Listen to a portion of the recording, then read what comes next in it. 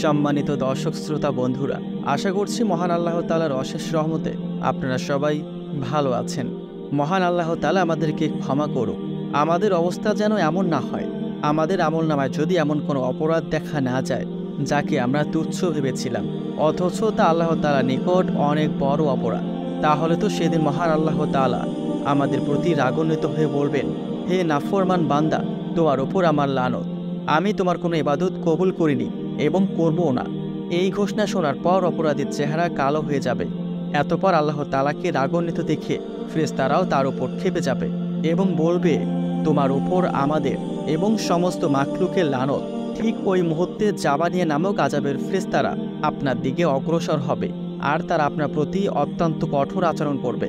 তাদের চেহারা এবং গঠন হবে খুবই ভয়ঙ্কর। তারা আপনাকে উপুর করে ফেলবে এবং কপালের চুল ধরে ছেঁচড়িয়ে ছেঁচড়িয়ে টেনে নিয়ে যাবে। সেখানকার লোকেরা আপনার কালো কুৎসিত চেহারা এবং আপনার অপমান ও লাঞ্ছনা দেখতে থাকবে, আর আপনি বলতে থাকবেন, হায় হায়, ধ্বংস। এভাবেই আপনি চিৎকার করতে থাকবেন। তখন জবাবে ফেরেশতারা বলবেন, আজকে শুধু একটি ধ্বংসের আহ্বান করো না, বরং শত শত ধ্বংসের আহ্বান করো। এবং তারা ঘোষণা করবেন, অমুকের পুত্র অমুক, মহান আল্লাহ তাআলা তাকে তার নাফরমানির কারণে অপদস্থ করেছেন, তার অপকর্মের কারণে তার উপর লানত বর্ষণ করেছেন। ফলে তার কপাল এমনভাবে পুড়েছে যে কোনোদিন সেই কপাল আর জোড়া লাগবে না। ভাগ্যের এই বিড়ম্বনা থেকে সে আর কখনোই মুক্তি পাবে না।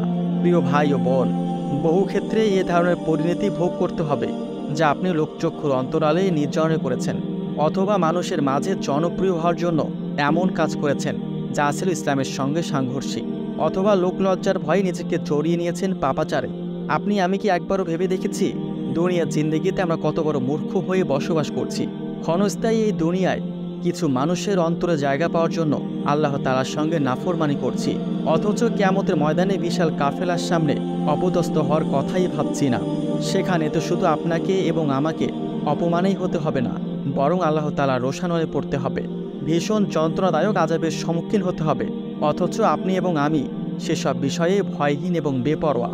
পবিত্র কুরআনের সূরা মরিয়মের ৭১ থেকে ৭২ নং আয়াতে মহান আল্লাহ তাআলা বলেন, তোমাদের প্রত্যেকেই জাহান্নাম অতিক্রম করতে হবে এবং এটি আল্লাহ তাআলার অবধারিত সিদ্ধান্ত। এতপর আমি আল্লাহ বিরোধীদেরকে নাজাত দেব, আর আমি জালিম পাপিষ্ঠদেরকে উবুর করে জাহান্নামে নিক্ষেপ করব। এই আয়াতে বর্ণনায় বলা হয়েছে সবাইকে জাহান্নাম অতিক্রম করানো হবে, অর্থাৎ হাসরে প্রাথমিক অবস্থায় মুমিন, কাফের ও হতভাগা সবাইকে জাহান্নামের চারদিকে সমাবেত করা হবে। সবাই সেখানে ভয় ও নতজানু অবস্থায় পড়ে থাকবে। এরপর মুমিন ও ভাগ্যবানদেরকে জাহান্নাম অতিক্রম করিয়ে জান্নাতে প্রবেশ করানো হবে।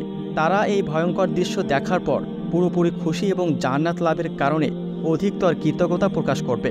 যদিও মুমিন ও ভাগ্যবান ব্যক্তিরা জাহান্নাম অতিক্রম করার সময় জাহান্নামের একটু আঁচড়ও তাদের গায়ে লাগবে না।